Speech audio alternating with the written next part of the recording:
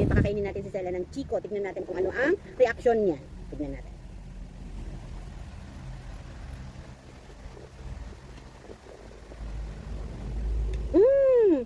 I think she love it. You want some more? Oh, wait. Pero, konti lang kasi matamis yung chiko. Susunod naman natin ipapakain is banana. Banana. Gagawin natin. Then, patitikman natin. Let's see. Oo. Okay.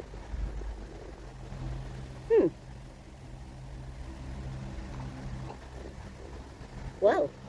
She like it. So, you want some more? Some more? Ah! No. Ah.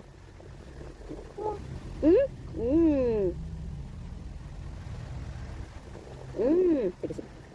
Kainin mo na yan. Iinom ka ng tubig. Ha? Ito ang gamit ni Sel.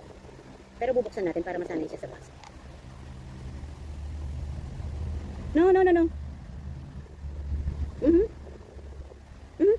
See.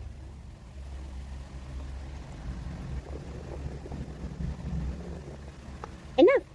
Tama na yun. Ayan, nagmerienda na si Sela. Mamaya ulit.